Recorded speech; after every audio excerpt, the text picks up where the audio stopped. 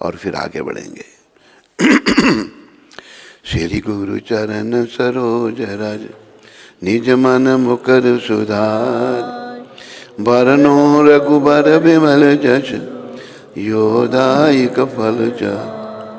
बुद्धिहीन तनु जान के सिमरो पवन कुमार, बल बुद्धि विद्या हरो कलेश बिखा। जय हनुमान ज्ञान गुण जय कपीस तेह लोक, राम दूत अतुलित बल धामा। कहाँ देखता है, कहीं और ही देखता रहता है।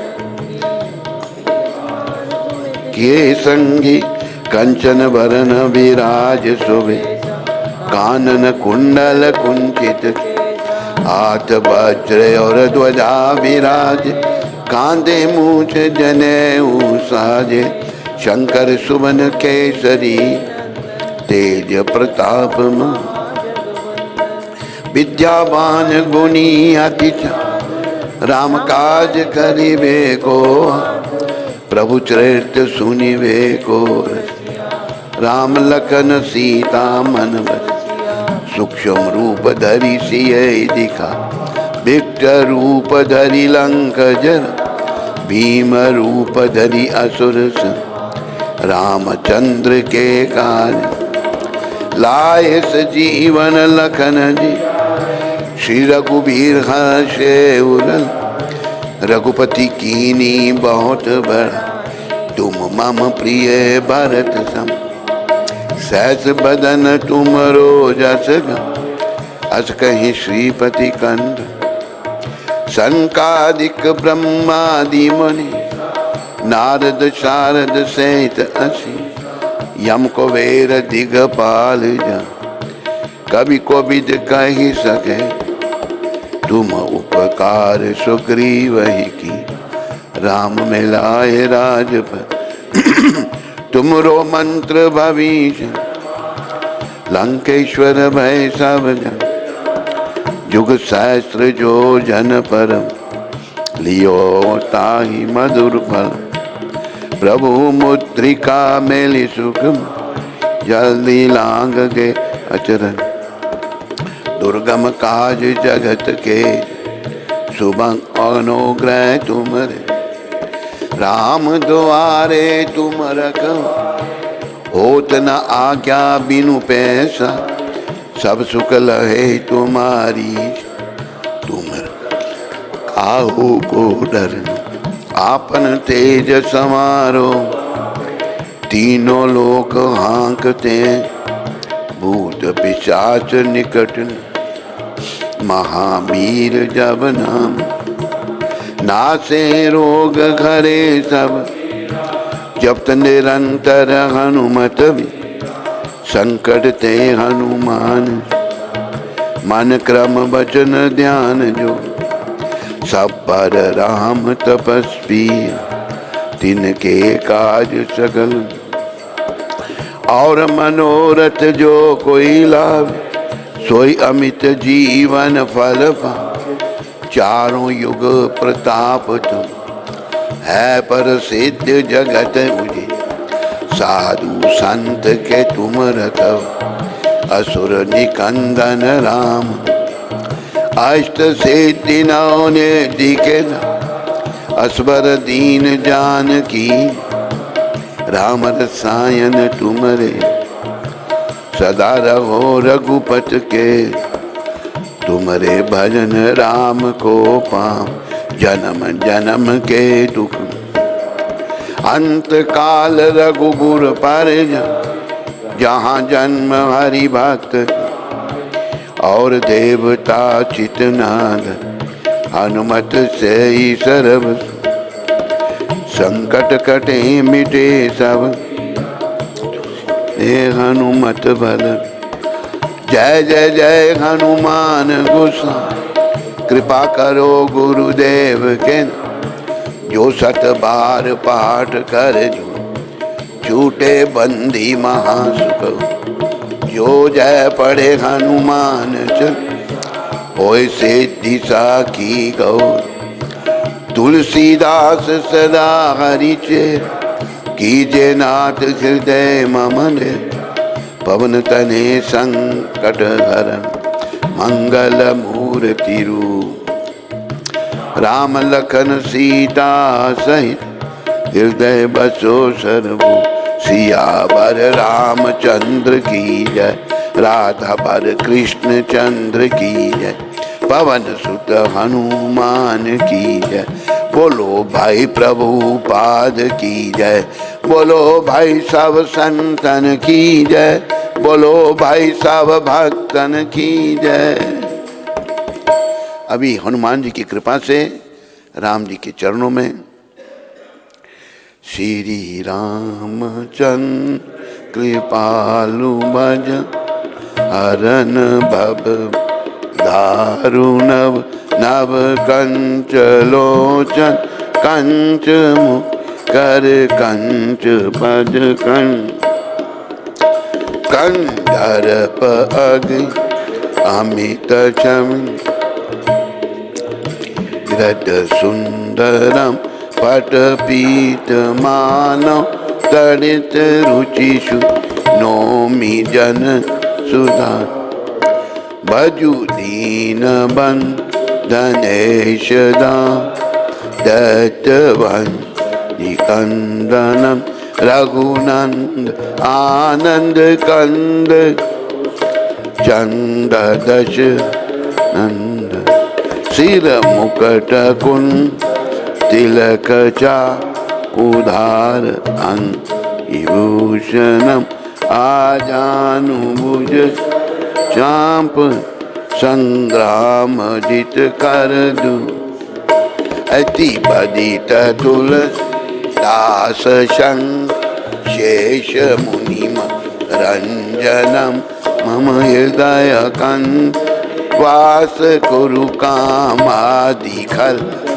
गंजन मन जागीरात मिलहि शोभ सहज सुन सांबरो करुणा निरा सुजान शील सने अजानत राम एकी भांति गौरी असीस सुन सहित ही हर्षित अली तुलसी भवानी पूजे पुनि मुदित मन मंदिर जानी गौरी अनुकूल सिए ही हर्षु न जाई कही मंजुल मंगल मूल बाम अंग फरकन लगे।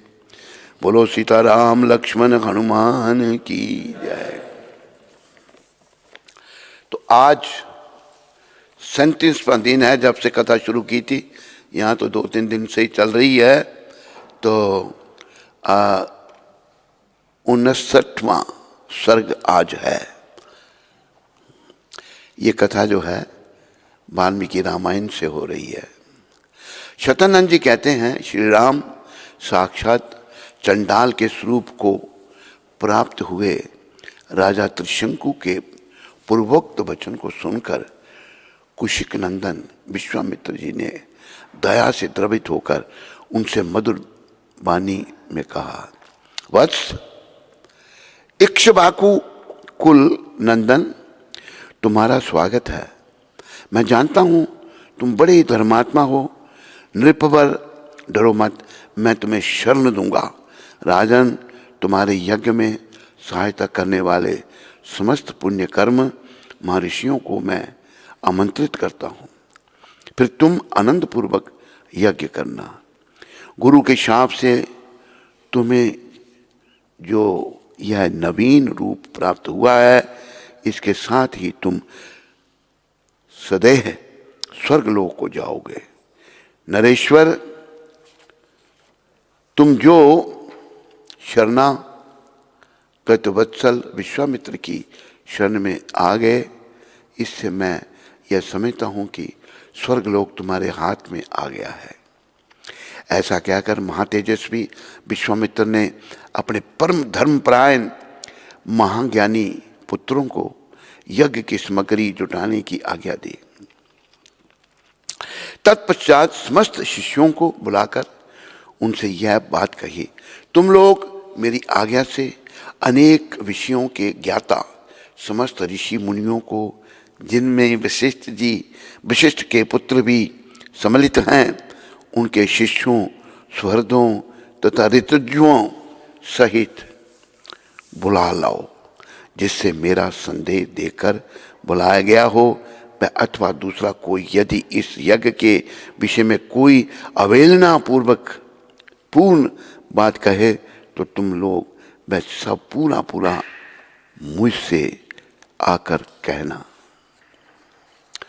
उनकी आज्ञा मानकर सभी शिष्य चारों दिशाओं में चले गए। फिर तो सब देशों से ब्रह्मवादी मुनि आने लगे। विश्वामित्र के वे शिष्य उन प्रज्वलित तेज वाले महर्षि के पास सबसे पहले लौट आए और ब्रह्मवादियों ने जो बातें कही थी उन सब ने विश्वामित्र जी से समस्त कह सुनाया। वे बोले, गुरुदेव, आपका आदेश या संदेश सुनकर प्रायः संपूर्ण देशों में रहने वाले सभी ब्राह्मण आ रहे हैं। केवल महोदय नामक ऋषि तथा वशिष्ठ पुत्रों को छोड़कर सभी महर्षि यहाँ आने के लिए प्रस्थान कर रहे हैं। नींद आ रही है? सर क्यों नीचे छोड़ रहे हो? सीधा रखो। प्रस्थान कर चुके हैं। मुनिश्रेष्ठ, वशिष्ठ के जो 100 पुत्र हैं उन सब ने क्रोध भरी वाणी में जो कुछ कहा वह सब आप सुनिए। वह कहते हैं, जो विशेषता चंडाल है और जिसका यज्ञ कराने वाला आचार्य क्षत्रिय है, उसके यज्ञ में देव ऋषि अथवा महात्मा ब्राह्मण भविष्य का भोजन कैसे कर सकते हैं, अथवा चंडाल का अन्न खाकर विश्वामित्र से पालित हुई ब्राह्मण स्वर्ग में कैसे जा सकेंगे। मुनि प्रवर महोदय के साथ वशिष्ठ के सभी पुत्रों ने क्रोध से लाल आंखें करके ये उपयुक्त निष्ठुरतापूर्ण बातें कही थी। उन सब की यह बात सुनकर मुनिवर विश्वामित्र के दोनों नेत्र क्रोध से लाल हो गए और वे रोषपूर्वक इस प्रकार बोले, मैं उग्र तपस्या में लगा हूं और दोष या दुर्भावना से रहित हूं, तो भी जो मुझ पर दोषारोपण करते हैं वे दुरात्मा भस्मीभूत हो जाएंगे, इसमें संशय नहीं है। आज काल पाश से बांधकर वे यमलोक में पहुंचा दिए गए। अब ये 700 जन्मों तक मुर्दों की रखवाली करने वाली, निश्चित रूप से कुत्ते का मांस खाने वाली मुष्टिक नामक प्रसिद्ध निर्दयी चंडाल जाति में जन्म ग्रहण करें। वे लोग विकृत एवं विरूप होकर इन लोकों में विचरें। साथ ही दुर्बुद्धि महोदय भी, जिसने मुझे दोषहीन को भी दूषित किया है, मेरे क्रोध से दीर्घ काल तक सब लोगों में निंदित, दूसरे प्राणियों की हिंसा में तत्पर और दया शून्य निषाद योनि को प्राप्त करके दुर्गति भोगेगा। ऋषियों के बीच में ऐसा कहकर महातपस्वी, महातेजस्वी एवं महामुनि विश्वामित्र चुप हो गए। 60वां सर्ग।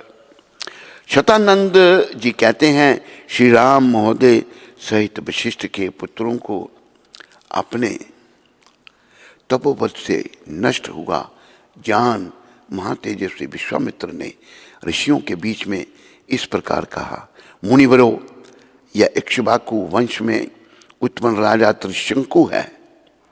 ये विख्यात नरेश बड़े ही धर्मात्मा और दानी रहे हैं तथा इस समय मेरी शरण में आए हैं। इनकी इच्छा है कि मैं अपने इसी शरीर से देवलोक पर अधिकार प्राप्त करूं।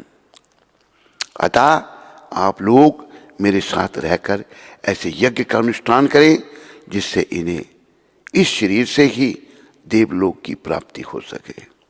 विश्वामित्र जी की यह बात सुनकर धर्म को जानने वाले सभी महर्षियों ने सहसा एकत्रित होकर आपस में धर्मयुक्त परामर्श किया। ब्राह्मणों कुशिक के पुत्र विश्वामित्र मुनि बड़े क्रोधी हैं। ये जो बात कह रहे हैं उसका ठीक तरह से पालन करना चाहिए, इसमें संशय नहीं है। यह भगवान विश्वामित्र अग्नि के समान तेजस्वी हैं। यदि इनकी बात नहीं मानी गई तो ये रोषपूर्वक शाप दे देंगे, इसलिए ऐसे यज्ञ का आरंभ करना चाहिए जिससे विश्वामित्र के तेज से ये इक्ष्वाकु नंदन त्रिशंकु सहशरीर स्वर्गलोक में जा सके। इस तरह विचार करके उन्होंने सर्वसम्मति से यह निश्चय किया कि यज्ञ आरंभ किया जाए। ऐसा निश्चय करके महर्षि ने उस समय अपना अपना कार्य आरंभ किया। महातेजस्वी विश्वामित्र स्वयं ही उस यज्ञ में याचक अध्वर्यु हुए। फिर क्रमशः अनेक मंत्र बेता ब्राह्मण ऋत्विज हुए जिन्होंने कल्प शास्त्र के अनुसार विधि एवं मंत्रोच्चारण पूर्वक सारे कार्य संपन्न किए। तदंतर बहुत समय तक यत्न पूर्वक मंत्र पाठ करके महातपस्वी विश्वामित्र ने अपना अपना भाग ग्रहण करने के लिए संपूर्ण देवताओं का आह्वान किया, परंतु उस समय वहां भाग लेने के लिए वे सब देवता नहीं आए। इससे महामुनि विश्वामित्र को बड़ा क्रोध आया और उन्होंने रोष के साथ राजा त्रिशंकु से इस प्रकार कहा, नरेश्वर, अब तुम मेरे द्वारा उपार्जित तपस्या का बल देखो। मैं अभी तुम्हें अपनी शक्ति से सहशरीर स्वर्गलोक में पहुंचाता हूं। राजन, आज तुम अपने इस शरीर के साथ ही दुर्लभ स्वर्गलोक को जाओ। नरेश्वर, यदि मैंने तपस्या का कुछ भी फल प्राप्त किया है तो उसके प्रभाव से तुम सहशरीर स्वर्गलोक को जाओ। श्री राम विश्वामित्र मुनि के इतना कहते ही राजा त्रिशंकु सब मुनियों के देखते देखते उस समय अपने शरीर के साथ ही स्वर्गलोक को चले गए। त्रिशंकु को स्वर्गलोक में पहुंचा हुआ देख समस्त देवताओं के साथ पाक शासन इंद्र ने उनसे इस प्रकार कहा, मूर्ख त्रिशंकु, तू फिर यहां से लौट जा। तेरे लिए स्वर्ग में स्थान नहीं है। तू गुरु के शाप से नष्ट हो चुका है, अतः नीचे मुंह किए पुनः पृथ्वी पर गिर जा। इंद्र के इतना कहते ही राजा त्रिशंकु तपोधन विश्वामित्र को पुकार कर त्राही त्राही की रट लगाते हुए पुनः स्वर्ग से नीचे गिरे। चीखते चिल्लाते हुए त्रिशंकु की यह करुण पुकार सुनकर कौशिक मुनि को बड़ा क्रोध हुआ। वह त्रिशंकु से बोले, राजन, वहीं ठहर जा। उनके ऐसा कहने पर त्रिशंकु बीच में ही लटके रहे। तत्पश्चात तेजस्वी विश्वामित्र ने ऋषि मंडली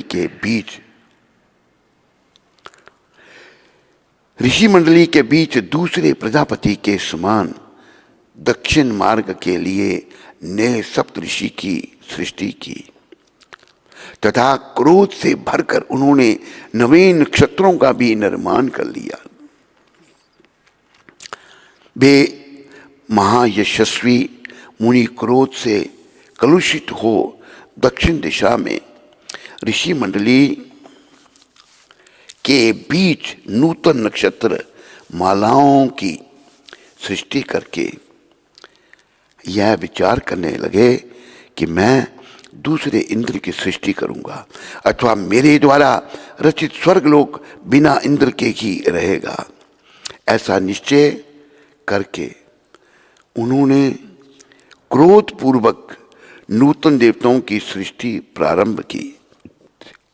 इससे समस्त देवता, असुर और ऋषि समुदाय बहुत घबराए और सभी वहां आकर महात्मा विश्वामित्र से विनय पूर्वक बोले, महाभाग, ये राजा त्रिशंकु गुरु के शाप से अपना पुण्य नष्ट करके चंडाल हो गए हैं, अतः तपोधन ये सहशरीर स्वर्ग में जाने के कदापि अधिकारी नहीं है। उन देवताओं की यह बात सुनकर मुनिवर कौशिक ने संपूर्ण देवताओं से परमोत्कृष्ट वचन कहे, देवगण, आपका कल्याण हो। मैंने राजा त्रिशंकु को सीधे स्वर्ग भेजने की प्रतिज्ञा कर ली है, अतः उसे मैं झूठी नहीं कर सकता। इन महाराज त्रिशंकु को सदा स्वर्गलोक का सुख प्राप्त होता रहे। मैंने जिन नक्षत्रों का निर्माण किया है वे सब सदा मौजूद रहें। जब तक संसार रहे तब तक ये सभी वस्तुएं जिनकी मेरे द्वारा सृष्टि हुई है सदा बनी रहें। देवताओं, आप सब लोग इन बातों का अनुमोदन करें। उनके ऐसा कहने पर सब देवता मुनिवर विश्वामित्र से बोले, महर्षि, ऐसा ही हो, ये सभी वस्तुएं बनी रहें और आपका कल्याण हो। मुनि श्रेष्ठ, आपके रचे हुए अनेक नक्षत्र आकाश में वैश्वानर पथ से बाहर प्रकाशित होंगे और उन्हें ज्योतिर्मय नक्षत्रों के बीच में सिर नीचा किए त्रिशंकु भी प्रकाशमान रहेंगे।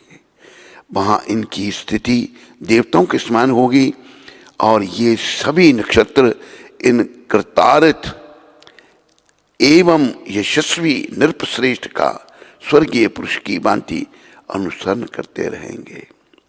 इसके बाद संपूर्ण देवताओं ने ऋषियों के बीच में ही महातेजस्वी धर्मात्मा विश्वामित्र मुनि की स्तुति की।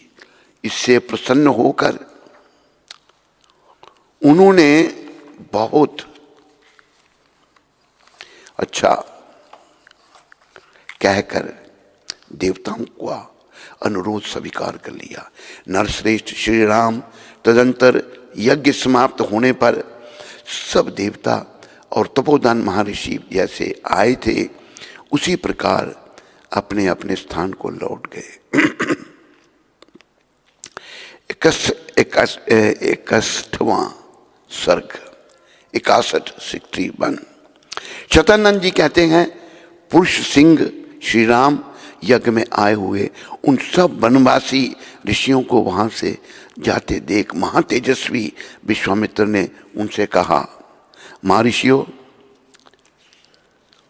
इस दक्षिण दिशा में रहने से हमारी तपस्या में महान विघ्न आ पड़ा है, अतः अब हम दूसरी दिशा में चले जाएंगे और वहीं रहकर तपस्या करेंगे।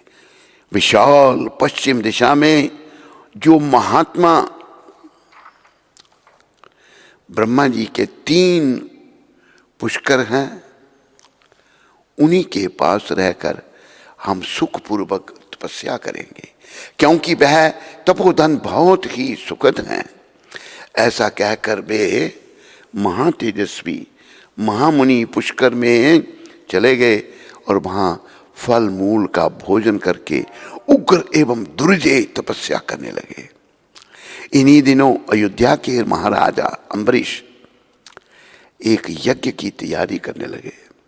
जब वे यज्ञ में लगे हुए थे उस समय इंद्र ने उनके यज्ञ पशु को चुरा लिया। पशु के खो जाने पर पुरोहित जी ने राजा से कहा, राजन, जो पशु यहाँ लाया गया था वह आपकी दुर्नीति के कारण खो गया। नरेश्वर, जो राजा यज्ञ पशु की रक्षा नहीं करता उसे अनेक प्रकार के दोष नष्ट कर डालते हैं। पुरुष प्रवर, जब तक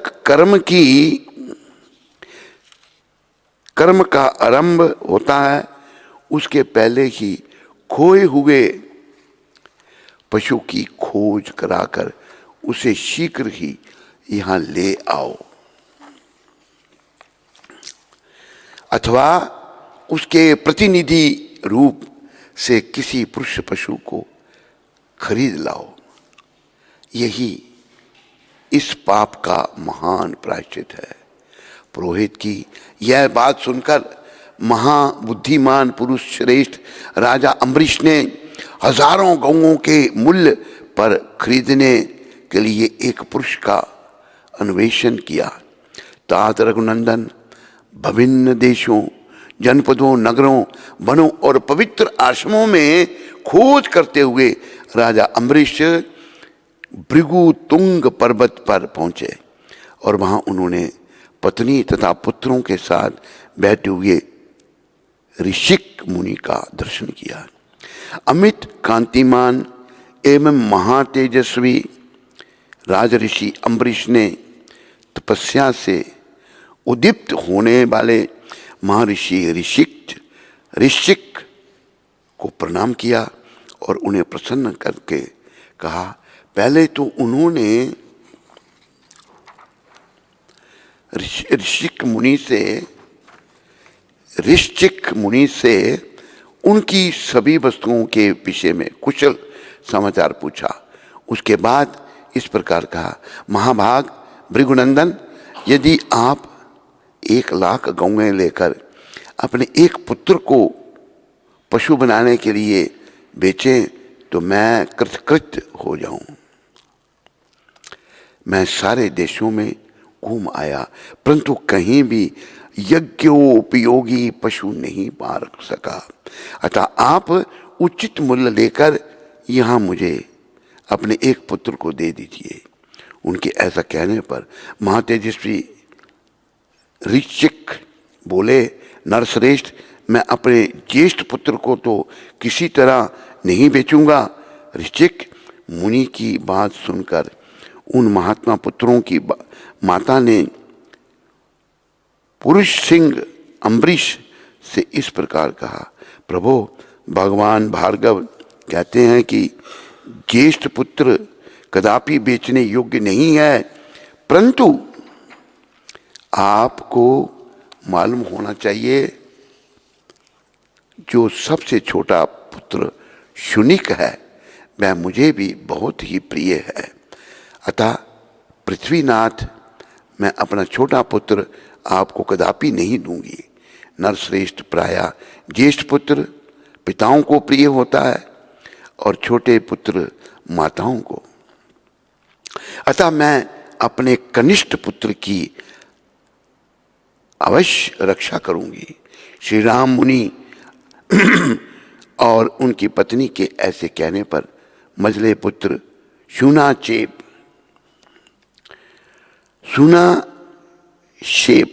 ने स्वयं कहा, राजपुत्र, पिता ने ज्येष्ठ को और माता ने कनिष्ठ पुत्र को बेचने के लिए अयोग्य बतलाया है, अतः मैं समझता हूँ इन दोनों की दृष्टि में मजला पुत्र ही बेचने के योग्य है, इसलिए तुम मुझे ही ले चलो।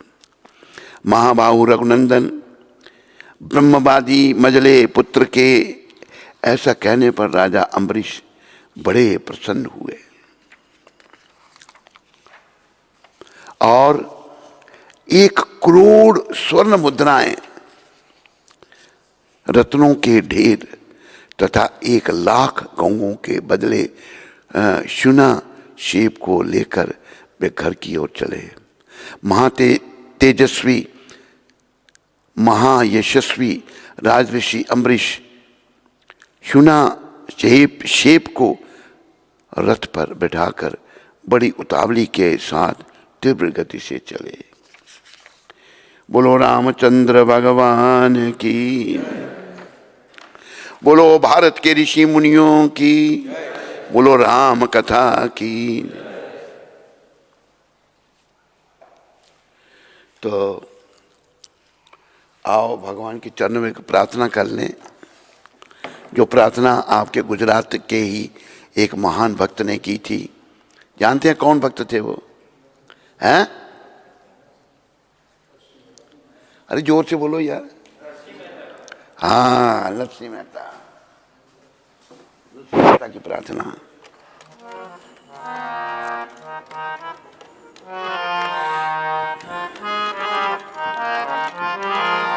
दर्शन दो घनश्याम नाथ, मोरी अखियां प्यासी रे।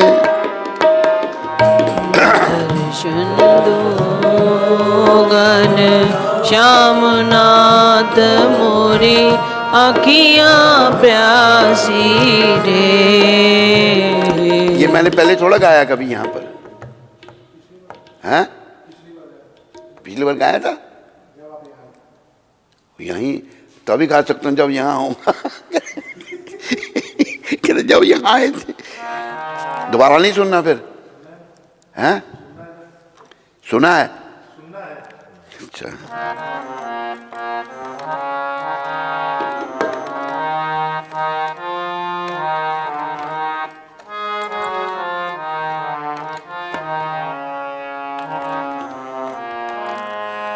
दर्शन दो घनश्याम नाथ, मोरी अखियां प्यासी रे।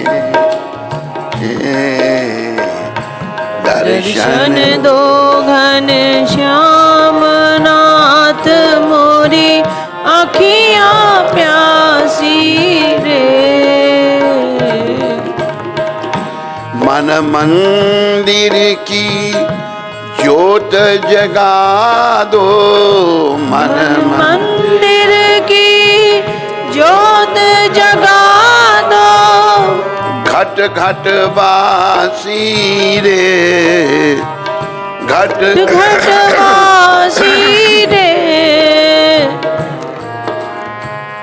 दर्शन दो घनश्याम नाथ, मोरी अखियां प्यासी रे। दर्शन दो घनश्याम नाथ, मोरी अखियां प्यासी रे।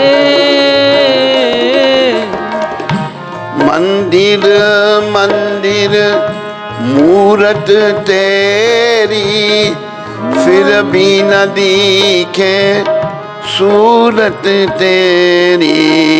मंदिर मंदिर मूरत तेरी, फिर भी न दिखे सूरत तेरी।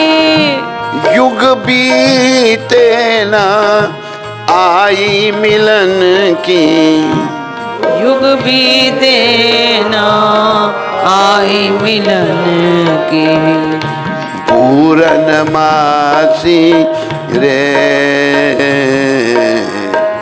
पूरनमासी रे।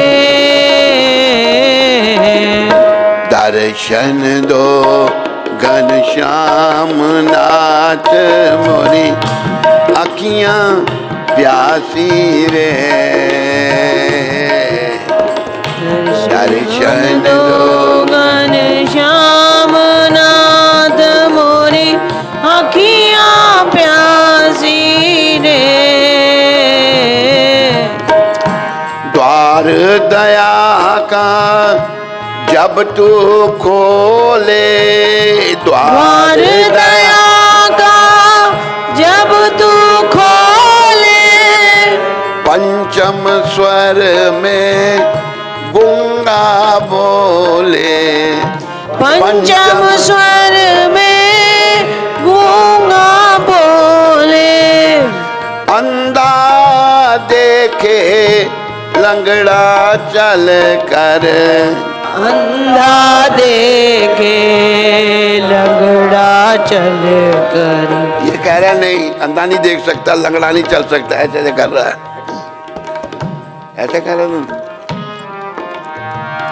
अंधा देखे लंगड़ा चल कर, अंधा देखे लंगड़ा चल कर। पहुँचे काशी रे, पहुँचे काशी रे। दर्शन दो घनश्याम नाथ मोरी अखियां प्यासी रे। दर्शन दो घनश्याम नाथ मोरी अखियां प्यासी रे। पानी पीकर प्यास बुझाऊं, पानी पीकर प्यास बुझाऊं। नयन को कैसे समझाऊं, नयन को कैसे समझाऊं। आँख मचोली छोड़ो अब तो, आँख मचोली छोड़ो अब तो। मन के बासी मन के वासी रे। दर्शन दो घनश्याम नाथ मोरी अखियां प्यासी रे। दर्शन दो घनश्याम नाथ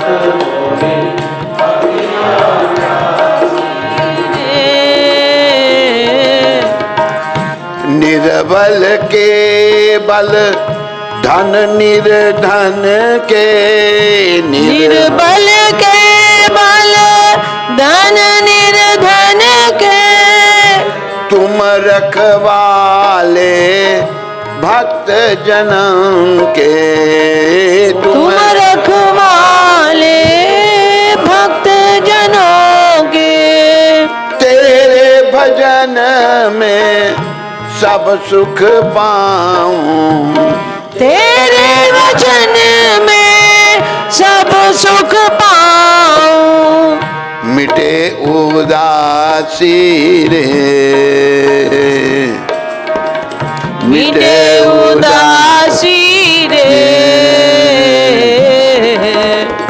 दर्शन दो घनश्याम नाथ मोरी अखियां प्यासी दे। नाम जपे पर तुझे ना जाने, नाम जपे पर तुझे न जाने। उनको भी तू अपना माने, उनको भी तू अपना माने। तेरी दया का अंत नहीं है, तेरी दया का अंत नहीं है। हे दुख नाशी रे, हे दुख नासी रे। दर्शन दो घनश्याम नाथ मोरी अखियां प्यासी रे। दर्शन दो घनश्याम नाथ मोरी अखियां प्यासी रे। आज फैसला तेरे द्वार पर, आज फैसला तेरे द्वार पर। मेरी जीत द्वार पर मेरी जीत है तेरी हार पर। हर जीत है तेरी मैं तो हर जीत है तेरी मैं तो चरण उपासी रे चरण उबासी रे। दर्शन दो घनश्याम नाथ मोरी अखियां प्यासी रे दर्शन दो घनश्याम नाथ मोरी अखियां प्यासी रे। द्वार खड़ा कब से मतवाला द्वार खड़ा कब से मतवाला मांगे तुमसे हार तुम्हारी मांगे तुमसे हार तुम्हारी। नरसी की ये विनती सुन लो नरसी की है विनती सुन लो भक्त विलासी रे भक्त विलासी रे। दर्शन दो घनश्याम नाथ मोरी अखियां प्यासी रे दर्शन दो घनश्याम नाथ मोरी अखियां प्यासी रे। लाज ना लुट जाए प्रभु तेरी लाज ना उठ जाए प्रभु तेरी। नाथ करो ना दया में देरी नाथ करो ना दया में देरी। तीन लोक कर छोड़ कर आओ तीन लोक कर छोड़ कर आओ गंगा निवासी रे गंगा निवासी रे। दर्शन दो घनश्याम नाथ मोरी अखियां प्यासी रे दर्शन दो घनश्याम नाथ मोरी अखियां प्यास रे। बोलो घनश्याम नाथ भगवान की जय। अच्छा नरसी तो माता गुजराती थे तो हिंदी में कैसे भजन लिख दिया उन्होंने हैं?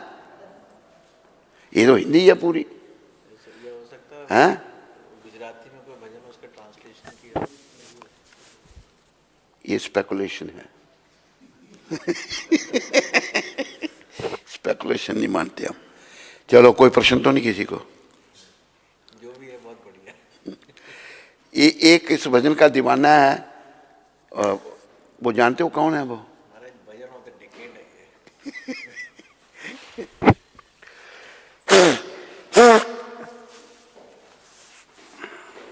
पूरे दिन भर घूमता रहता, आप एक बार गा लेते। राधा प्रिय और श्यामा प्रिय माता उधमपुर से। हाँ जी बोलो राधा प्रिय श्यामा प्रिय माता जी। हरे कृष्ण महाराज जी के चरणों में हम दोनों का कोटि कोटि प्रणाम। कल्याण हो बच्चों आपका। महाराज जी आज बहुत दिनों के बाद ये भजन सुनाकर आपने हमें कृतार्थ किया। बहुत दिनों से ये भजन सुनने की इच्छा थी। हम आपको बहुत मिस कर रहे हैं। तो वहां से लड्डू भेज दो 50 किलो यहाँ बांटेंगे हम सबको चलो अगला प्रश्न। विजय गंगवानी जी जयपुर से। हरे कृष्ण महाराज जी, दंडवत प्रणाम। महाराज जी, भगवत गीता में भगवान ने कहा है कि हमें कोई भी दान देना है तो कृष्ण भावना भावित व्यक्तियों को देना चाहिए। मेरे घर में कल कुछ रामानंदी साधु आए थे, तो मैंने उन्हें अपने घर में प्रसाद पवाया और कुछ दान दक्षिणा दी। तो ऐसा करना क्या ठीक होता है? अगर वो उस धन का दुरुपयोग करें तो क्या वो ठीक है या नहीं? अगर दुरुपयोग करें तो ठीक नहीं है। वैसे रामानंदी और वैष्णवों में कोई अंतर नहीं है, वो भी वैष्णव हैं। वैष्णवों को दान देने से कोई दोष नहीं है, पर दुरुपयोग करें तो फिर दोष है, फिर तुम पकड़े जाओगे। लीलावती माता यूके से। हरे कृष्ण महाराज जी, कौन सी लीलावती है ये? मोर्शिस वाली? हाँ। हरे कृष्ण महाराज जी, दंडवत प्रणाम। गुरुदेव, was it Brahmaji's ignorance or his ego when he thought that he is the only Brahmaji? Ego, उसका ईगो था ब्रह्मा जी का कि मैं ही एक ब्रह्मा हूं। स्कंद पुराण में तुलसी देवी की प्रशंसा इस प्रकार की गई है। मैं तुलसी देवी को नमस्कार करना चाहता हूं, क्योंकि ये पाप कर्मों के समूह को तुरंत नष्ट कर देते हैं। इनके स्पर्श अथवा दर्शन मात्र से मनुष्य सारे